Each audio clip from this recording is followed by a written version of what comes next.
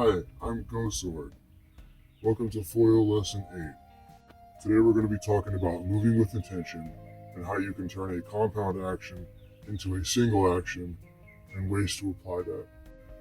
First, we're just going to briefly go over disarms. There's two disarms that I can teach you. The first involves pressing your opponent's blade to the side and sliding down towards their guard and pressing hard past them. It's going to look something like this. The second disarm involves wrapping their blade with your blade, essentially torque it out of their hand. That's going to look something like this. In Olympic fencing, it's not a particularly practical move because the moment that your opponent drops their sword, it's going to be electrically wired. It'll be hanging by a cord from their fencing glove, at which point the referee will call halt.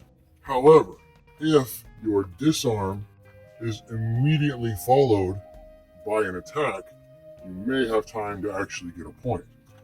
So this is a compound action becoming a single action.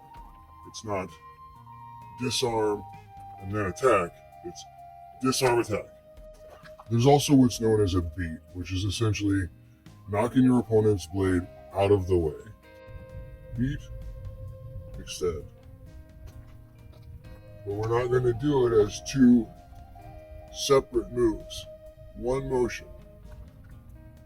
Beat, extend. Beat, extend. Beat, extend. One motion.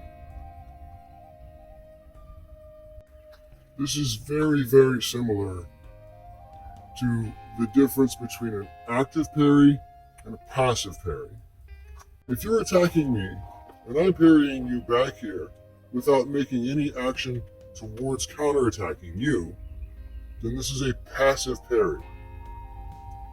However, if instead of parrying back here, I close the distance with my parry and get most of the way to you, and then counterattack or riposte, this is an active parry. Instead of blocking over here, block way up there, then riposte.